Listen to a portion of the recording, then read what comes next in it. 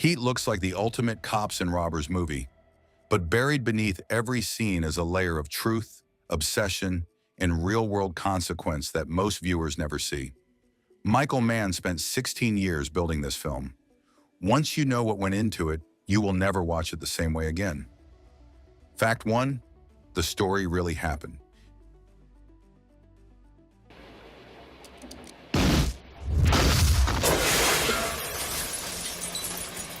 Neil McCauley is not a fictional name.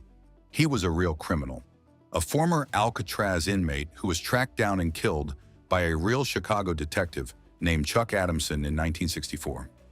Mann met Adamson in the 1970s through a mutual friend after Adamson had retired from the Chicago Police Department and moved to Los Angeles. Adamson shared the story of a strange coffee meeting he had with McCauley before ultimately hunting him down, and that encounter became the entire emotional foundation of the film. The two men went on to collaborate on Thief in 1981, Miami Vice, and Crime Story, with Adamson serving as technical consultant on all of them. Mann kept every significant detail intact. The real McCauley was transferred from Alcatraz to McNeil Island in 1961, released in 1962, and immediately returned to crime, just as depicted. De Niro's character is named Neil McCauley because Mann wanted people to know the truth was in there. Fact 2. Pacino and De Niro had never shared a scene before. You must have worked some dipshit crews. I worked all kinds.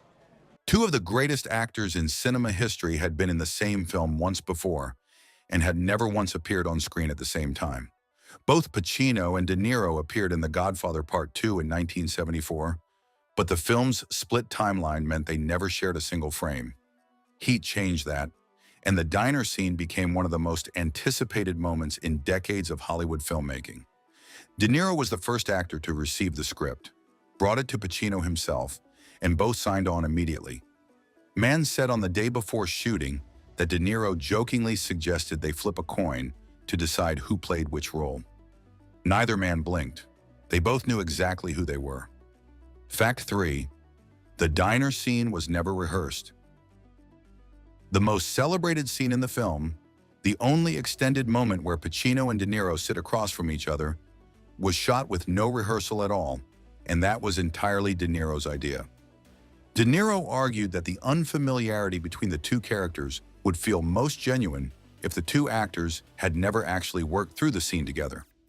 Mann agreed. He ran multiple cameras simultaneously so the actors could move freely, and both men worked entirely from instinct and reaction, reading each other's smallest physical shifts in real time. Mann later said that if De Niro's foot moved an inch under the table, Pacino would sense it and respond. The result is a scene that feels like two people truly meeting for the first time, because in every meaningful sense, they were. Fact 4. Pacino secretly played Hannah as a cocaine addict. Hey, you have to have an appointment. Can I help you? Are you Alan Marciano? Yeah, and who the fuck are you? Who am I? Hey! In the early drafts of the script, Vincent Hanna had an explicit cocaine habit, a detail that was removed from later versions before production began. Pacino never forgot it. In 2016, he revealed that throughout the entire shoot, he was playing Hanna as a functioning cocaine addict, using the removed backstory as a private engine for every scene. It explains the energy, the explosions, the razor-edged overreaction to everything around him. All of it was Pacino's secret interpretation running underneath the visible performance. Nobody on set knew. The audience never knew. And yet the behavioral logic of it is there in every scene, once you know to look. An addict's intensity was hiding in every outburst the whole time. Fact 5. The script existed for 16 years before filming. You go to school for that? Yeah. Yeah, I went to Parsons, Oh, where's that? New York City. Michael Mann wrote the first draft of Heat in 1979, 16 years before it reached theaters. He wrote it before he had even directed his first feature film. When he was later given the chance to develop a television series following Miami Vice, he turned the Heat script into a TV pilot that became the 1989 movie LA Takedown, a compressed, low-budget dress rehearsal of the same story with different lesser-known actors. Mann was never satisfied with it. He spent the next 5 years raising the budget, securing Pacino and De Niro, and shooting the version he had always intended. The coffee shop scene, word for word the same dialogue already present in L.A. Takedown, proves how long Mann had been carrying that conversation in his head. He had been waiting 16 years to shoot it the way it deserved to be shot. Fact 6. The actors were trained by the SAS. The bank robbery shootout is not just the most realistic urban gunfight ever filmed. It was designed and drilled by actual special forces. Michael Mann hired former British SAS Sergeant Andy McNabb, along with fellow Special Forces trainer Mick Gould, to design a weapons curriculum and spend 3 months training the actors using live ammunition before a single camera rolled. The training worked so well that Val Kilmer's reload sequence, firing in 2 directions, changing magazines flawlessly without a single cut, was later shown to recruits at Fort Bragg as an example of correct battlefield reloading technique. A scene from a Hollywood film became an instructional video for elite American soldiers. Mann told Deadline, "They got so good it was used for Special Forces training." Fact 7. The gunshot sound was captured live.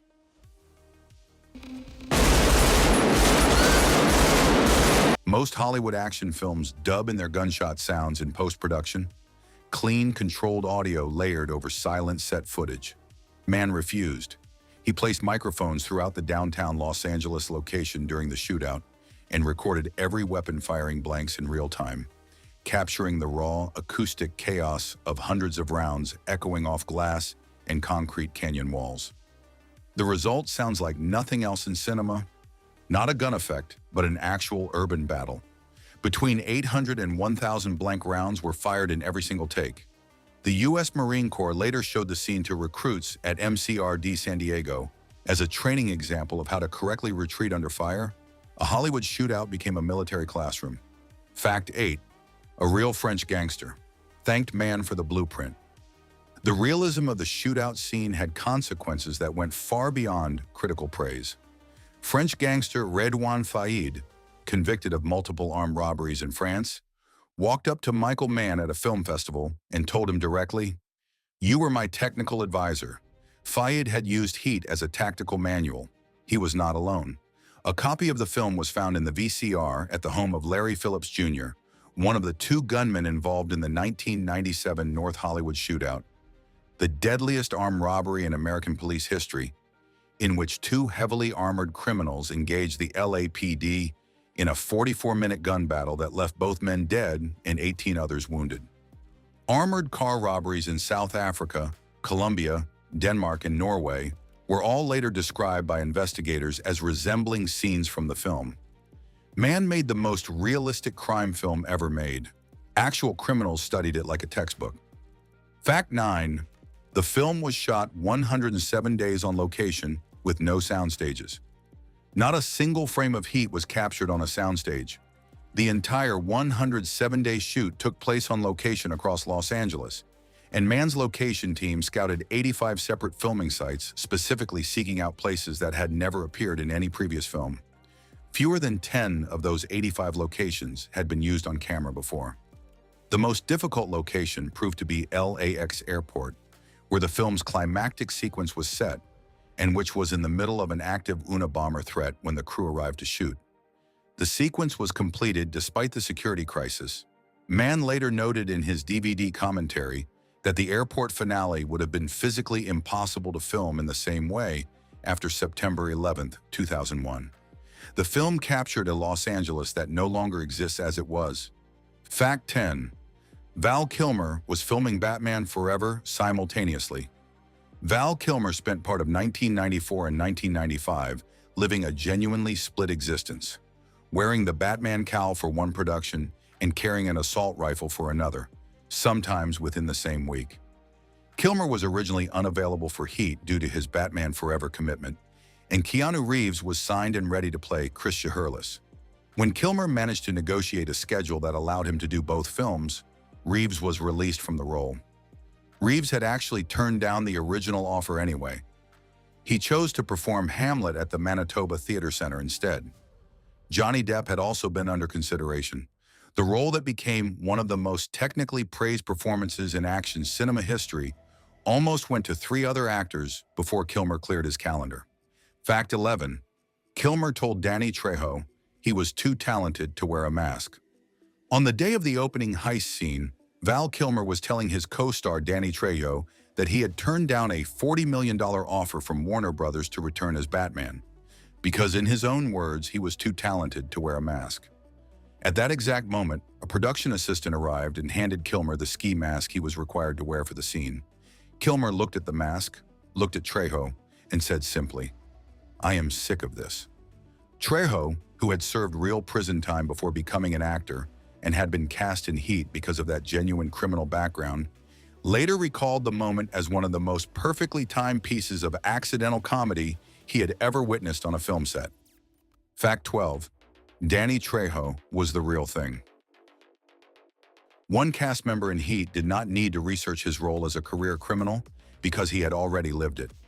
Danny Trejo, who plays crew member Trejo in the film, spent his youth in and out of prison and had served real time at San Quentin, the same institution where Mann brought De Niro, Kilmer, and Sizemore to interview actual criminals in preparation for their roles. While the other actors were visiting prison to study it, Trejo had already been there. He understood McCauley's crew from the inside without a moment of preparation. His character in the film shares his own name, which was not an accident. Mann knew exactly who Trejo was when he cast him. Fact 13. The villain Waingro was based on a real criminal who was nailed to a wall. Yeah. Waingro, the unpredictable killer whose actions set the entire plot in motion, was based on a real Chicago criminal who went by the same name. According to Michael Mann, the real Waingro was an informant who betrayed influential Chicago criminals. After providing information to authorities, he disappeared. His body was eventually found in northern Mexico, nailed to the wall of a shed. The actor who played Waingro in the original L.A. Takedown television movie, Xander Berkeley, took the character so seriously during that production that he developed stress-induced hives and required emergency room treatment. For the Heat remake, the role went to Kevin Gage, who was later sent to federal prison on drug charges, where fellow inmates and guards universally addressed him exclusively as Waingro for the duration of his sentence. Fact 14. The film's ending was reverse-engineered from its last image. Michael Mann originally considered ending the film with Hannah and McCauley shooting each other simultaneously, both men dying, the conflict resolving in a mirror image. He rejected it. The ending he chose instead, McCauley dying while Hannah holds his hand, came to him as a finished image first, and Mann then worked backward from it through the entire script to justify the emotional logic. He said the key insight was that McCauley had to die with the only other person on the planet who fully understood him. Once that ending was fixed, Mann went back through every earlier scene and embedded the bond between the two men so that the final moment would feel inevitable rather than dramatic. The most moving scene in the film was constructed in reverse. Fact 15. The film was almost a James Dean biopic. In April 1994, just months before Heat went into pre-production, Michael Mann was publicly reported to have abandoned a planned biopic of James Dean in favor of returning to the Heat script. The biopic had been his primary focus. Mann stepped away from it when the Heat project came together, and the Dean project was shelved. Given what Heat became, possibly the greatest crime film of the 1990s, the decision to abandon the biopic looks obvious in hindsight. At the time, walking away from a major star biography to make a crime film that had already failed once as a television movie was not an obvious bet. Mann took the risk entirely on the strength of his belief in one coffee shop scene. Fact 16.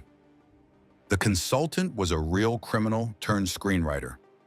Jon Voight's character, Nate, the quiet fixer who operates between the criminal world and civilian life, was based on a real person. Eddie Bunker, who served as an official consultant on the film. Bunker spent years as a criminal in his youth and early adult life before eventually becoming a novelist and screenwriter.